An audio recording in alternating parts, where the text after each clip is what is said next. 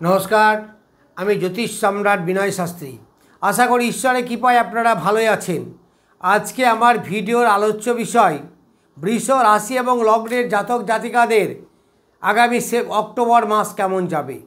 এই অক্টোবর 2025-এর 1 তারিখের গ্রহ সন্নিবেশ হচ্ছে লগ্ন বা রাশিতে কোনো গ্রহ নেই, দ্বিতীয় দেবগুরু বৃহস্পতি, তৃতীয় কোনো গ্রহ নেই, চতুর্থে লগ্নপতি শুক্র এবং কেতু, পঞ্চমে বলবান বুধাদিত্য যোগ, ষষ্ঠে আছে মঙ্গল, সপ্তম অষ্টম নবমে কেউ নেই, দশমে রাহু এবং একাদশে বক্রী শনি। এই গ্রহ সন্নিবেশ অনুসারে আপনাদের অক্টোবর মাস কেমন যাবে। প্রথমেই বলি শরীর স্বাস্থ্যের কথা। লগ্নপতি নিজে চতুর্থ কেন্দ্রস্থলে আছে, তো লগ্নপতি কেন্দ্রস্থলে থাকলে সে কী করবে? বল প্রোভাইড করবে, অর্থাৎ লগ্নকে সে বলবান করবে। আবার এই লগ্ন থেকে চতুর্থ থেকে দশমে দৃষ্টি দিচ্ছে, ফলে লগ্নের বিস্তার লাভ করবে। এই শুক্র আপনাদের ভোগ বিলাস এইগুলো একটু বৃদ্ধি করবে, মনের শান্তি সুখ এইগুলো আনবে। তবে এখানে কেতু বসে থাকার জন্য কখনো কখনো একটু ডিস্টার্বও কিন্তু হবে। কখনো কখনো দেখবেন ঠিক কমফর্টেবল লাইফ লিড করার চেষ্টা করছেন, কিন্তু হচ্ছে না। এইবার দ্বিতীয় আছে দেবগুরু বৃহস্পতি। এই দেবগুরু বৃহস্পতি অষ্টমপতি এবং একাদশপতি।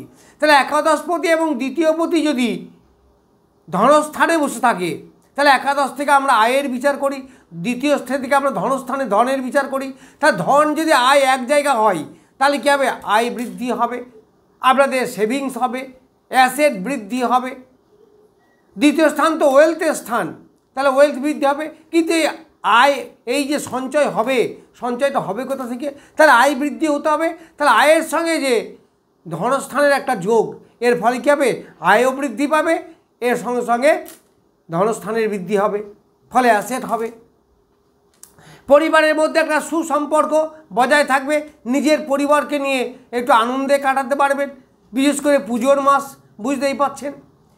এই সঙ্গে সঙ্গে আপনাদের বাক্য পিছু যারা ব্যবসা করেন, তাদের সুমধুর বাক্যে অনেক ব্যবসা ডেভেলপমেন্ট হবে। যেমন এজেন্সি ব্যবসা, রিপ্রেজেন্টেটিভ, কীর্তনিয়া, কবিয়াল, জ্যোতিষী, লয়ার ইত্যাদি, এই সমস্ত ব্যবসায়ী যারা করেন তাদের যথেষ্ট আয় উপার্জন বৃদ্ধি পাবে। আবার এই দ্বিতীয় স্থানে বৃহস্পতি বসে থেকে অষ্টমে দৃষ্টি দিচ্ছে, ফলে গোপনে অর্থ উপার্জন, পরের ধন প্রাপ্তি এইগুলো পাবেন।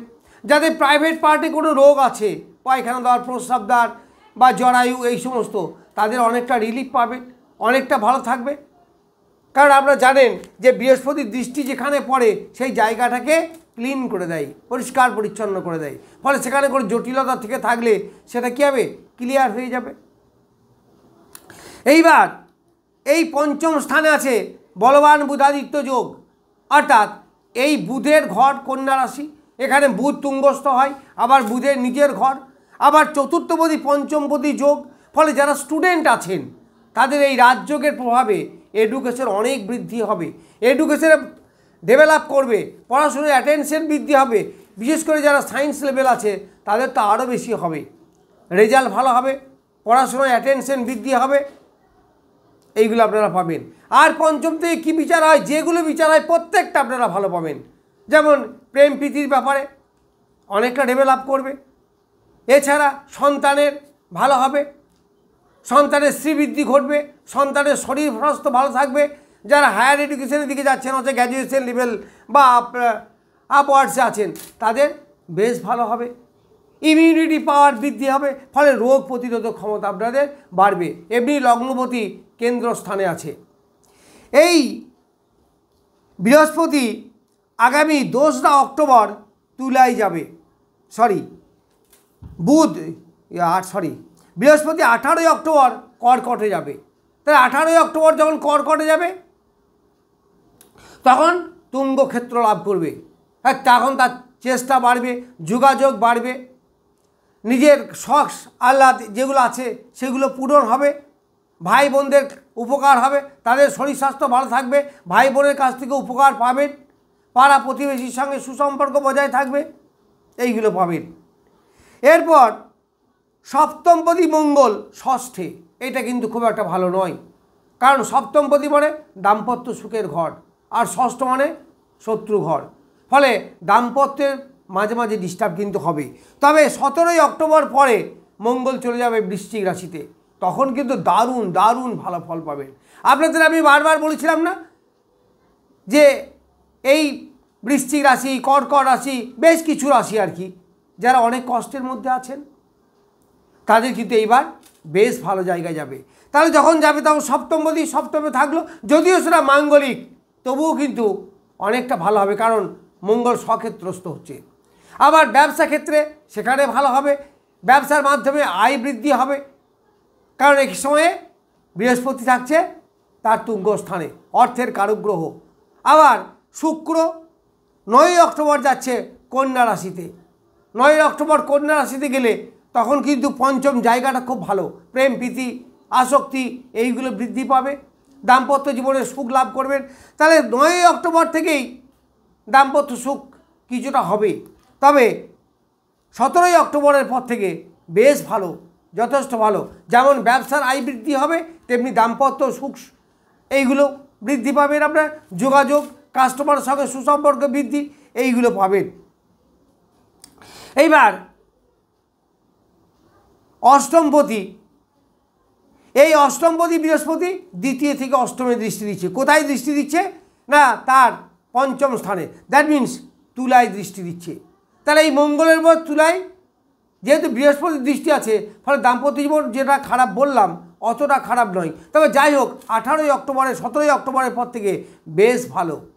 তারপর এই বৃষ রাশি বা লগ্ন সাপেক্ষে রাজ্যকারী গ্রহ হচ্ছে শনিদেব, যে শনিদেব নবমপতি এবং দশমপতি। এই বৃশ্চিক লগ্ন, বৃষ লগ্ন শনি, কর্কট লগ্নে মঙ্গল, সিংহ লগ্নে মঙ্গল, বৃশ্চিক লগ্নে বৃহস্পতি। এই সমস্ত গ্রহগুলো যদি এই সমস্ত রাশি বা লগ্নের পক্ষে ভালো না হয় তাহলে সেই ছক স্ট্যান্ড করে না। তাহলে বৃষ রাশি বা লগ্নের সাপেক্ষে মূল গ্রহ হচ্ছে শনিদেব, রাজ্যকারী গ্রহ। তাহলে এই রাজ্যকারী গ্রহ একাদশে আছে, দশমপতি নবমপতি এবং দশমপতি একাদশে আছে। ফলে কী হবে, চাকরির যোগ বাড়বে, যারা চাকরিতে আছেন তাদের প্রমোশন হবে, আয় বৃদ্ধি হবে, ভাগ্যের সাপোর্ট পাবেন, পিতার শরীর স্বাস্থ্য ভালো যাবে। আবার দশম হচ্ছে আমাদের কর্মস্থল, যে দশমে এখন রাহু বসে আছে, কিন্তু সেখানে বৃহস্পতির দৃষ্টি আছে। তাহলে এই রাহু কর্মের ক্ষেত্রে কিন্তু ভালো, কর্মের ডেভেলপ আনে, যদিও তাকে কিছুটা ঝঞ্ঝাট আসে। রাহু তো বুঝতেই পাচ্ছেন ঝঞ্ঝাটই তার কাজ, কিন্তু ঝঞ্ঝাট হলেও রাহু কিন্তু দাসত্ব বৃত্তি পছন্দ করে। যে দুটি গ্রহ মূলত চাকরি দেয় আমাদের তা হচ্ছে শনি এবং রাহু, কারণ চাকরি মানে তো দাসত্ব বৃত্তি। তাহলে দাসত্ব বৃত্তি করতে ভালোবাসে প্রথম শনিদেব, তারপর হচ্ছে রাহু। ফলে দশমে যেহেতু আছে অনেকেরই চাকরি হবে, তবে সেই চাকরির মধ্যেও কিন্তু একটু লিটিগেশন থাকবে, এই হচ্ছে করে দেরি হবে,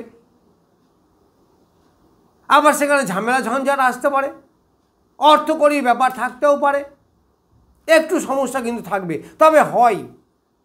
তাহলে এই শনিদেব একাদশে, তাহলে দশমপতি একাদশে মানে কি কর্মের সঙ্গে আয়ের একটা যোগ হলো, তা কর্মের মাধ্যমে আয় বৃদ্ধি হবে। তাহলে যে কর্মই আপনি করুন না কেন, সেটা ব্যবসায় হোক আর সেটা চাকরি হোক আর হোয়াট মেবি, ইনকাম কিন্তু হবে। আবার একাদশ স্থান হচ্ছে আমাদের সাফল্যের স্থান। তাহলে এই রাজ্যকারী গ্রহ যদি সাফল্যের স্থানে বসে থাকে তাহলে কি মনে হয়, বাস্তবটা ভাবুন একটু, সাফল্য আসবে নাকি? আসবে। আবার এইখানে বলবান বুধ এই শনির সঙ্গে দৃষ্টি বিনিময়ে যুক্ত। তাহলে কী হলো, ব্যবসার মাধ্যমে আয়কান, বুধ ব্যবসাকে দেখে, শনি চাকরিকে দেখে, ফলে চাকরি করুন আর ব্যবসায় করুন, ইনকাম কিন্তু আপনার বাড়বে, সেটা যেভাবেই হোক না কেন। যেমন স্টুডেন্টদের পড়াশুনো বাড়বে, পড়াশুনোর প্রতি আগ্রহ বাড়বে, তাদের রেজাল্ট ভালো হবে, তেমনি ব্যবসাতেও কিন্তু হবে। এই দ্বাদশপতি মঙ্গল ষষ্ঠে বসে দ্বাদশে দৃষ্টি দিচ্ছে, ফলে এই সময় আপনাদের একটু শত্রু বৃদ্ধি হতে পারে, কিন্তু একটু সতর্কতা অবলম্বন করাই ভালো। একটু সমস্যা চলার পথে আসবে, বাধা বিপত্তি, ঋণ, জমি জায়গা নিয়ে সমস্যা, এইগুলো কিন্তু দেখা দেবে। এখান থেকে আপনারা সাবধান থাকবেন। তবে যতদিন পর্যন্ত মানে 18ই অক্টোবরের আগে পর্যন্ত বৃহস্পতি এই মঙ্গলের উপর দৃষ্টি দেবে, ফলে এই সময়ে খুব একটা কিছু সমস্যা হবে না। যদি হয় এর পরে হবে, অর্থাৎ 18ই অক্টোবরের পরে হবে, যখনই আপনার দাম্পত্য সুখ বাড়বে, যখন আপনার আয় উপার্জন বাড়বে, এইগুলো সব দেখা যাবে। তাহলে বলা যায় যে বৃষ লগ্ন এবং রাশি এরা যে বাস্তব, এদের শরীর স্বাস্থ্য মোরাললেস অনেকটা মজবুত হয়। এরা রোমান্টিক জগতে বা কল্পনা জগতে থাকতে কম চাই, বাস্তবতার প্রতি এদের আকর্ষণ বেশি। ফলে আপনাদের বাস্তব লাভ আপনারা পাবেন, বৈষয়িক লাভ আপনারা পাবেন, অর্থকরী উপার্জন আপনাদের হবে, শরীর স্বাস্থ্য মোরাললেস ভালো থাকবে, এইগুলো আপনারা পাবেন। যাই হোক, আমি বৃষ লগ্ন এবং রাশি সম্বন্ধে কিছু বললাম। নমস্কার, আজ এই পর্যন্তই।